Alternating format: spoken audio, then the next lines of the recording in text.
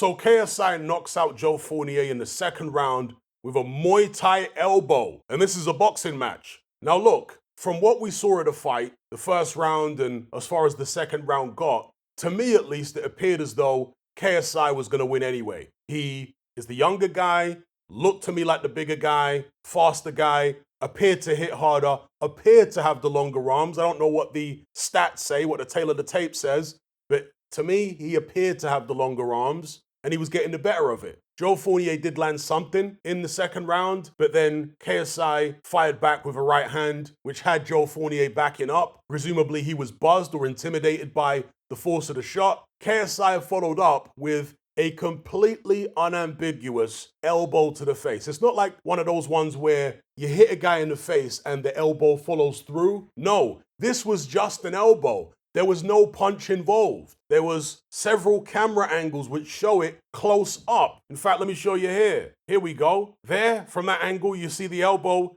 is in his face. You can see the distortion in his skin from the elbow to the face. And from this other angle as well, look here. Look at the way his neck is distorted, the skin on the neck as the elbow goes in. And when you watch it in real time, it's completely clear that this guy was knocked out by an elbow to the face. There was no punch involved. It isn't like the Eubank Jr., Liam Smith thing, where from this angle, you don't know how much distance there is between Liam Smith's elbow and his head, because again, when you're looking at it from this particular perspective, you'd need to see it either closer up or from a side-on perspective to be able to tell. Furthermore, Eubank Jr. was already hurt by this point. And when this shot goes in, which appears to be a left hook that's partially blocked by Eubank Jr.'s glove, from this perspective, and then the elbow comes round. It's hard to see if the elbow grazes the head or if it touches the head at all, and that doesn't even cause Eubank to go down. Eubank is still on his feet at this point. His body doesn't seem to react that much from what people are claiming to be an elbow here. It's the shots after this which really finish Eubank Jr. off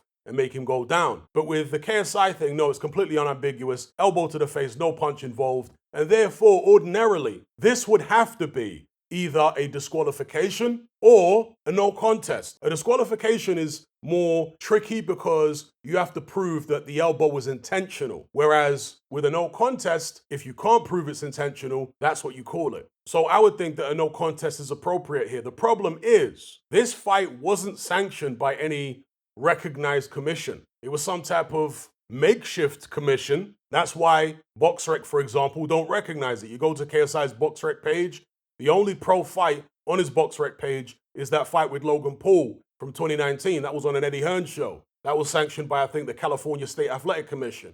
But all of his other fights are classed on Wikipedia. It calls them exhibitions, white collar, whatever you want to call them. Whatever commission is presiding over these fights, how much power do they actually have to change the result? Is KSI paying their wages? But as I say, if it was a proper commission, a recognized commission, sanctioning this bout, surely that would be a no contest because it was the most blatant elbow you will ever see. Again, I'm not saying it's deliberate necessarily, I don't know. But it was an elbow, so at the very least, no contest. Anyway, we'll see if that happens. If it doesn't, KSI says he wants a fight with Tommy Fury. They squared off in the ring after the fight. Tommy Fury says it's easy money. And I would be picking Tommy Fury to win. I picked Tommy Fury over Jake Paul. I'd pick him over KSI as well. KSI does have some power there. He is more athletic than Jake Paul, and he has improved. I mean, you look at KSI a few years ago against Logan Paul and compare him to now, he's come on leaps and bounds. There's no doubt about it. His technique has improved tremendously, but in my estimation, it hasn't improved enough to defeat the likes of Tommy Fury. Fury is going to see the tell on KSI's punches, and there is a tell. Even his facial expression. He'll give certain things away before he throws his punches. I think Tommy Fury is going to be able to read that very easily, stick a jab on the guy, and outbox KSI. I'd say that KSI's got a puncher's chance, but I personally make Tommy Fury the firm favorite in that fight, if it happens. KSI says he's beating a professional boxer now, so he's ready for Tommy Fury. Well, Joe Fournier is a professional boxer in the loosest possible sense. If we have a look at his BoxRec over here, he is a rich and successful businessman who likes to think he's a professional boxer. But in reality, the majority of his fights have been in the Dominican Republic against the most inept cream puffs you could possibly imagine. And perhaps through Joe Fournier's business connections his friendship and association with David Haye, he somehow managed to get a relatively high ranking at one stage a few years ago. But you look at the people that he's been fighting. Prior to this fight with KSI, he fought a guy on his pro debut. Think about that. Joe Fournier is 9 fights in, he's fighting guys on their debut. That was in the United States. Prior to that, he fought a guy who was 1-11.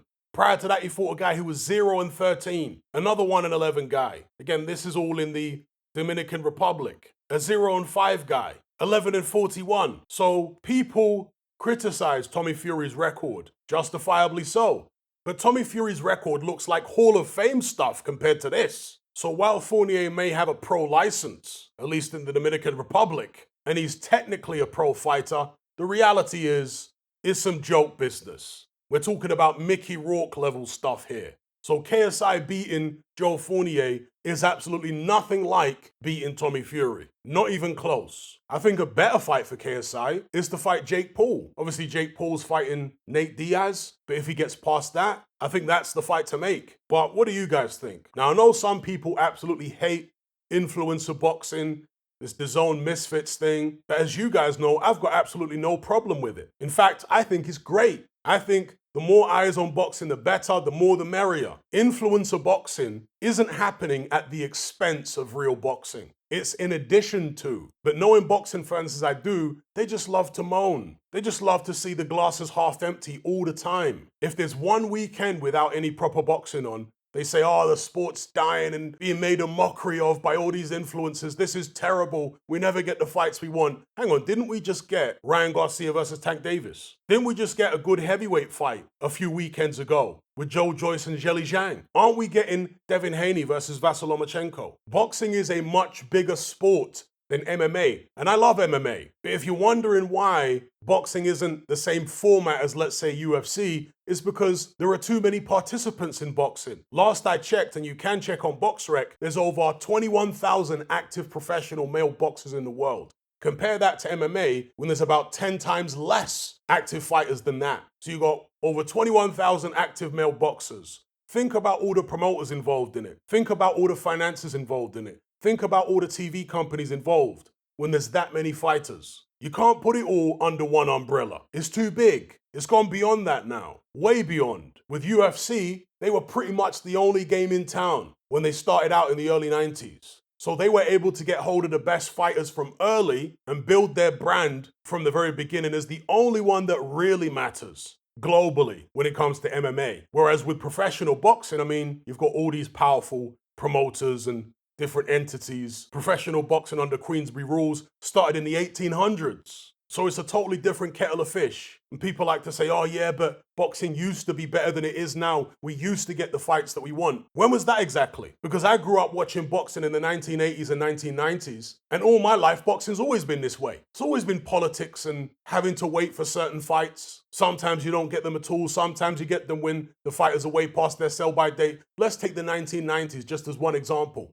Let's, for argument's sake, say the top 4 heavyweights of the 1990s were Lennox Lewis, Evander Holyfield, Mike Tyson, and Riddick Bowe. Now, we know that Lennox Lewis fought Evander Holyfield, but only when Holyfield was kind of a bit past his best. Lewis fought Mike Tyson when Tyson was completely washed up. So we never got to see Lewis against Holyfield or Lewis against Tyson in their primes. Tyson and Holyfield fought, of course, but again, Holyfield was kind of past his best, as was Mike Tyson at that point. We never got Lewis versus Riddick Bowe. That fight was talked about for so many years. Obviously, they had their fight in the Tokyo Olympics in 1988, but they never got together and fought as pros. That's a fight we never got. It's a fight that was always just around the corner, but it never manifested. We also never got Mike Tyson versus Riddick Bowe. 2 guys from Brownsville, Brooklyn. That fight was talked about a lot when Mike Tyson was in prison.